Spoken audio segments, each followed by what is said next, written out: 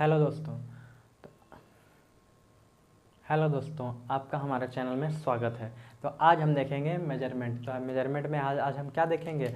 आज हम देखेंगे जो हमारा पिछला वीडियो था एरर से रिलेटेड था, तो उसी के जो मेजरमेंट से कुछ टर्मिनोलॉजी देखेंगे। जैसे मेजरमेंट में क्या एक्यूरेसी किसे कहते हैं, प्रिसीजन किसे कहते हैं, सेंसिटिविटी कैसे कहते हैं, डिफ्लेक्टिंग फैक्टर किसे कहते हैं, या गारंटेड एक्यूरेसी एरर किसे कहते हैं।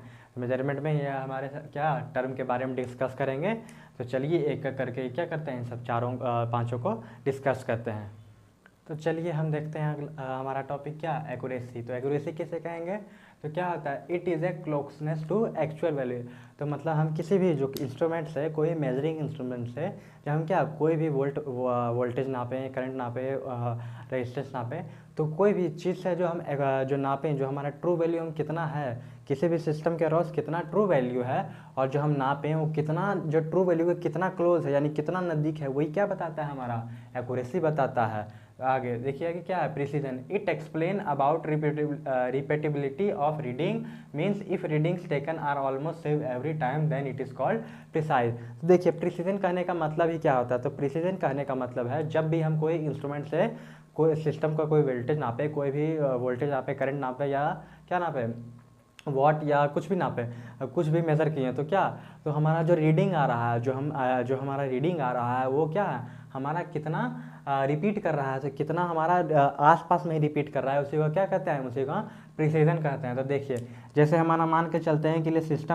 सिस्टम का वोल्टेज क्या है, सिस्टम वोल्टेज हमारा क्या है, सिस्टम वोल्टेज हमारा 250 वोल्टेज है। हम यानी ट्रू वैल्यू हमारा, ये ट्रू वैल्यू हमारा कितना है, ट्रू वैल्यू हमारा 250 वोल्टेज है। और वहीं हम मेज़र क्या किए, हम मेज़र किए सबसे पहले हम केस में क्या किए, मेज़र किए क्या, 235 आ रहा है, क्या 235 आ रहा है, उसके बाद 234.5 आ रहा है, 235.5 आ रहा है। तो देखिए, तो इस केस में क्या है, हमारा जो हम मेज़र किए हैं, जो हम मेज़र वैल्यू है, ये सब क्या है, ये सब मेज़र वैल्यू है। जो हम मेज़र किए, जो वैल्यू को हम मेज़र किए हैं, तो क्या ये एक दूसरे के पास ही है। देखिए कितना फ़र्क है, ये दोनों में 0.5 का, इसमें भी क्या है 0.5 का अंतर है।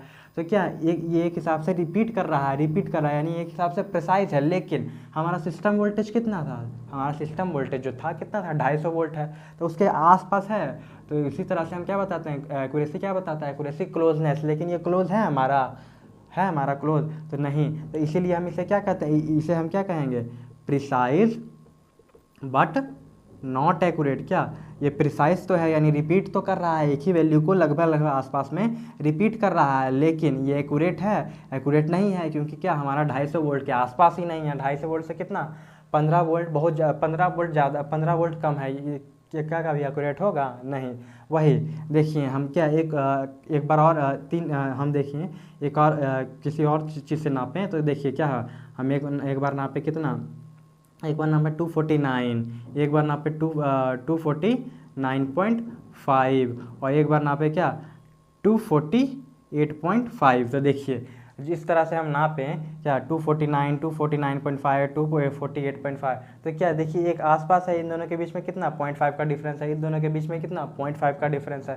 तो देखिए जो हम नापें, जो हम मेज़र वैल्यू किए, तो क्या रिपीट कर रहा है, यानी एक दूसरे से जस्ट 0.5 का या 0.1 का अंतर है, एक का अंतर है। तो क्या ये रिपीट कर रहा है, तो ये क्या है, ये प्रिसाइज तो है। अब देखिए प्रिसाइज है लेकिन एक्यूरेट है कि नहीं, ये भी देख लेते हैं। तो क्या हमारा सिस्टम वोल्टेज कितना था, सिस्टम वोल्टेज जो था हमारा कितना 250 वोल्ट था।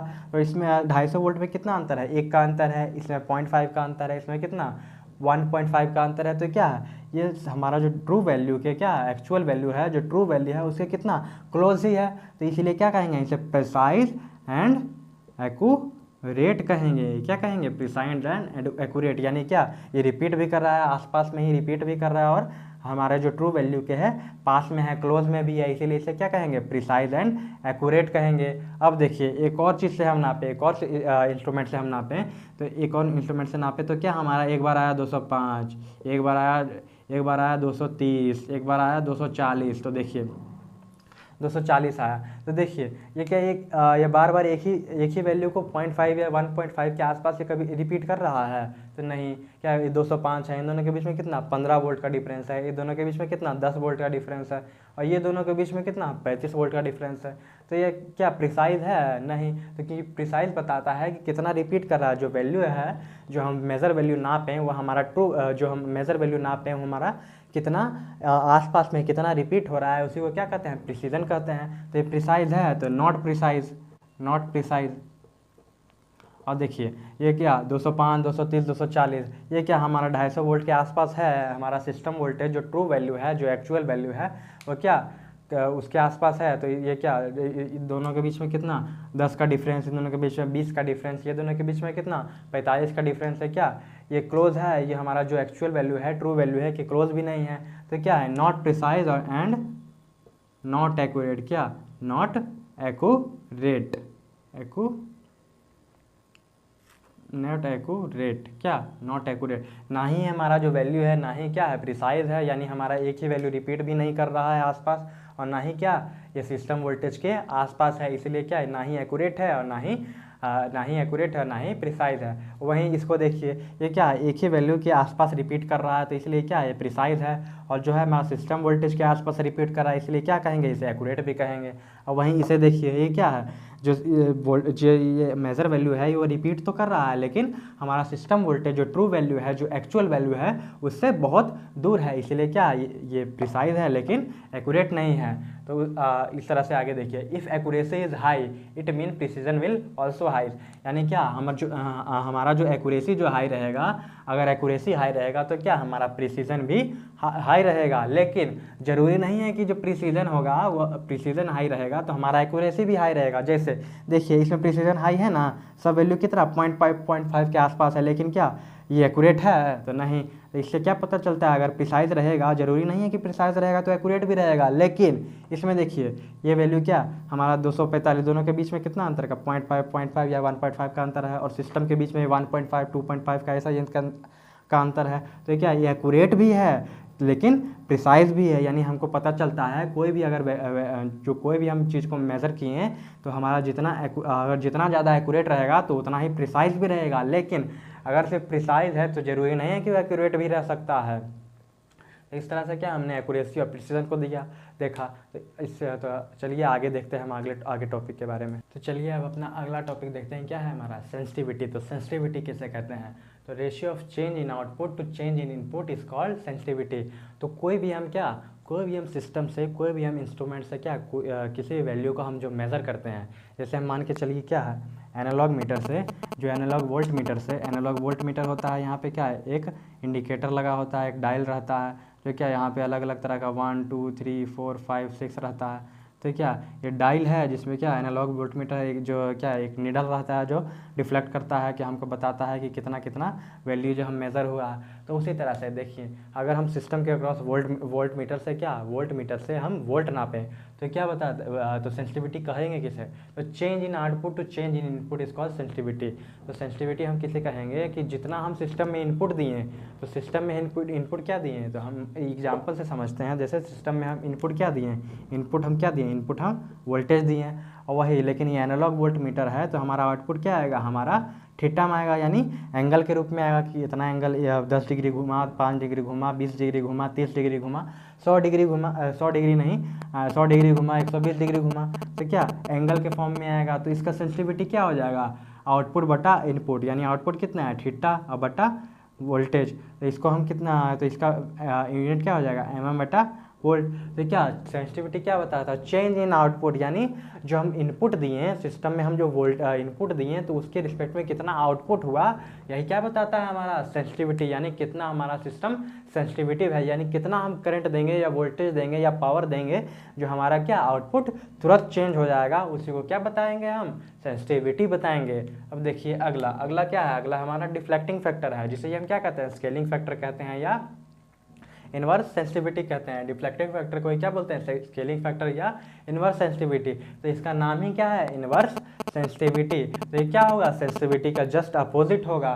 तो इनवर्स सेंसिटिविटी में क्या बराबर क्या 1 बटा सेंसिटिविटी, यानी सेंसिटिविटी में क्या था, चेंज इन आउटपुट बटा इनपुट, लेकिन इसमें क्या होगा, चेंज इन इनपुट बटा आउटपुट, यानी हम सिस्टम में कितना इनपुट दिए उसके रिस्पेक्ट में कितना वोल्टेज कितना आउटपुट हमारा चेंज हुआ, उसी को क्या कहेंगे हम, उसी को हम इन्वर्स सेंसिटिविटी कहेंगे। या सेंसिटिविटी डिफ्लेक्टिंग फैक्टर, जो कि डिफ्लेक्टिंग फैक्टर स्केलिंग फैक्टर क्या होता है, सेंसिटिविटी के जस्ट अपोजिट होता है, इसीलिए इसे क्या कहते हैं हम, इन्वर्स सेंसिटिविटी कहते हैं। तो यहाँ हम सेंसिटिविटी को कैसे समझा, सेंसिटिविटी को हमने समझा कि जो भी हम कोई भी इंस्ट्रूमेंट से हम कोई भी चीज़ को मेज़र किए तो हम कितना सिस्टम में वोल्टेज दिए, करंट दिए, पावर दिए, क्वालिटी फैक्टर कुछ भी, या फिर कुछ भी रेजोनेंस दिए, या फिर उससे उसी के अकॉर्डेंस उसी के रिस्पेक्ट में कितना हमारा सिस्टम में चेंज हुआ, कितना हमारा आउटपुट में चेंज हुआ, उसी को क्या कहते हैं हम, सेंसिटिविटी कहते हैं। चलिए इसके बाद हम अपना अगला टॉपिक देखते हैं।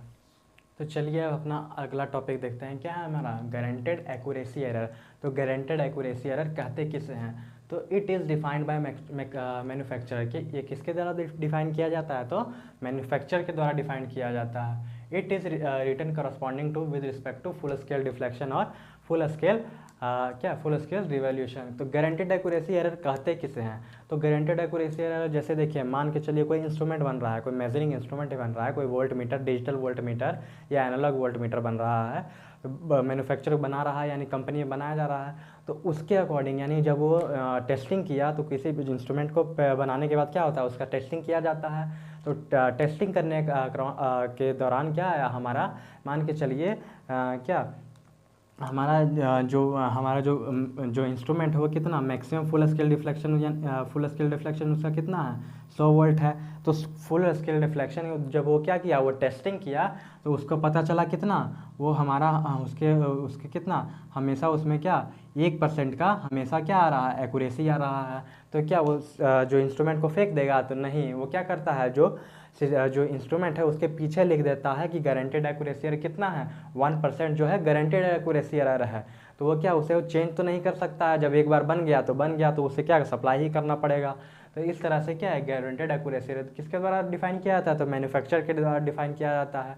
और इसे कौन से स्केल के रिस्पेक्ट में लिखा जाता है, तो ये फुल स्केल डिफ्लेक्शन के रिफ्लेक्ट में लिखा जाता है। तो गारंटेड एक्यूरेसी एरर 1% है। तो इसी से मान के चलिए हम कितना नापें, हम मान के चलिए गारंटेड एक्यूरेसी 1% है, और अगर इससे मान के चलिए कितना, हम 50 वोल्ट नापें, फुल स्केल वैल्यू कितना है, 100 वोल्ट है, लेकिन हम नापे कितना, 50 वोल्ट। तो यहाँ देखिए 100 वोल्ट में 1% यानी कितना हमारा एरर आया है, 100 वोल्ट में 1% यानी हमारा 1 वोल्ट एरर आया। तो वहीं 50 वोल्ट के अक्रॉस में हमारा 1% प्लस माइनस 1% यानी कितना हो जाएगा, 1% यानी कितना, यानी 0.5 हमेशा एरर आएगा ही आएगा, यानी फुल स्केल डिफ्लेक्शन में कितना, 1% एरर हमेशा ही आएगा, चाहे वो आप 50 वोल्ट नापिए, चाहे 10 वोल्ट नापिए, चाहे कुछ भी नापिए, तो हमारा हमेशा कितना 1% एरर आएगा ही आएगा एरर। तो गारंटेड एक्यूरेसी एरर क्या होता है, it is a maximum error. कोई भी सिस्टम में अगर जो एरर आएगा वो कितना एरर मैक्सिमम आ सकता है, तो उसे क्या बोलते हैं, उसे गारंटेड एक्यूरेसी एरर बोलते हैं। तो इस तरह से आज हमने क्या देखा, इस तरह से आज हमने देखा कि एक्यूरेसी किसे कहते हैं, प्रिसीजन किसे कहते हैं, सेंसिटिविटी किसे कहते हैं, डिफ्लेक्टिंग फैक्टर या इन्वर्स सेंसिटिविटी किसे कहते हैं, और गारंटेड एक्यूरेसी एरर किसे कहते हैं। तो आशा करते हैं आपको वीडियो अच्छा लगा होगा। अगर वीडियो अच्छा लगा हो तो लाइक करें, अपने दोस्तों के साथ शेयर करें, और किसी टॉपिक पे वीडियो चाहिए हो तो हमें कमेंट करें, और हमारे चैनल के साथ जुड़े रहने के लिए सब्सक्राइब करें।